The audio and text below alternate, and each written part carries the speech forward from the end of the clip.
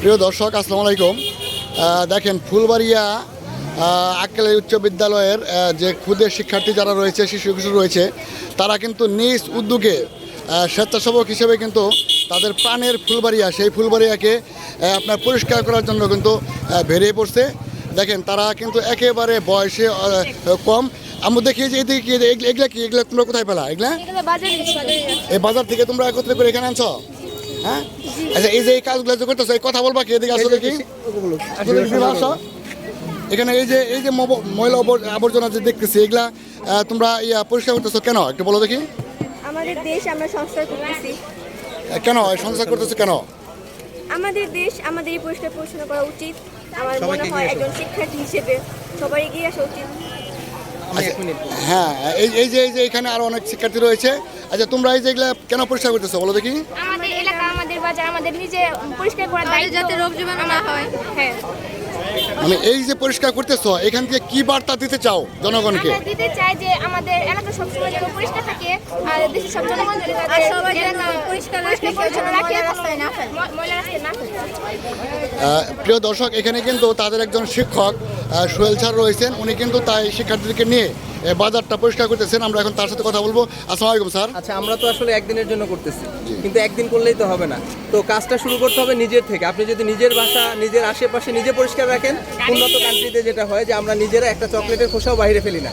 আপনারাও যদি সব ময়লাগুলো নিজের স্থানে রাখেন, একটা ডাস্টবিন ব্যবহার করেন, তাহলে আজকের মতো ফুলবাড়িয়া না, শুধু সারা বাংলাদেশ এরকম পরিষ্কার থাকবে। ধন্যবাদ। ধন্যবাদ আপনাকে। দেখেন, আসলে এই ক্ষুদের শিক্ষার্থী যারা আছে, তারা যে উদ্যোগটা নিয়েছে অত্যন্ত প্রশংসনীয় একটা উদ্যোগ।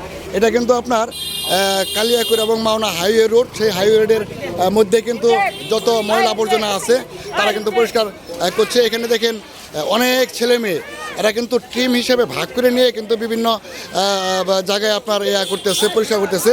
তো এটা কিন্তু তাদের বিদ্যালয়ের গেট। মূলত তারা বিদ্যালয়ের গেটে একটা অংশ পরিষ্কার করতেছে, অন্যান্য অংশ যারা আছে তারা কিন্তু একেবারে গ্লাভস পরে। এই তোমাদের হাতে কি এগুলা গ্লাভস পরেছো কেন?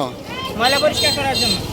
ময়লা পরিষ্কার করার জন্য? এটা কি তোমাদেরকে শিখিয়ে দিচ্ছে না নিজেরাই করতেছো? নিজেরা করতেছি। নিজের দেশ, নিজের মাতৃভূমি পরিষ্কার করার জন্য কাউকে শেখাতে হয় না, এটা নিজেদের কর্তব্য। ধন্যবাদ। তোমাদের এই স্পিড সারা জীবন থাকুক। তো দেখেন, এখানে কিন্তু অনেক এরকম কিন্তু অনেকগুলা ইউনিট রয়েছে পরিষ্কার করার জন্য। তো আমি তাদের সাথে রয়েছি, তাদের কার্যক্রম গুলা দেখতেছি এবং আপনাদের দেখার জন্য ভিডিও ধারণ করতেছি। তো আসলে ওদের এই উদ্যোগটা অত্যন্ত প্রশংসনীয়। ওদের সাথে কথা বলে যেটা জেনেছি, আজকে তারা একদিনের জন্য এই কাজটা করতেছে, কিন্তু আমাদের একজন সচেতন নাগরিক হিসেবে এই ধারাটা সারা জীবন যাতে বজায় রাখতে পারি, একটা চকলেটের খোসা পর্যন্ত যাতে আমরা সেটা রাস্তা না ফেলি, নির্দিষ্ট ডাস্টবিনে যাতে আমরা ফেলি, এটাই তাদের প্রত্যাশা। তো আমরা তাদের সাথে কথা বলে দেখলাম। এখানে কি এখানে কি পরিষ্কার করে তুললাম? হ্যাঁ, পরিষ্কার করে ঘাস তুললাম। ঘাস পরিষ্কার করে তুললা? হ্যাঁ, এখানে অনেক নোংরা ছিল। আচ্ছা, তুমি কি স্কাউট? হ্যাঁ, আমি স্কাউট।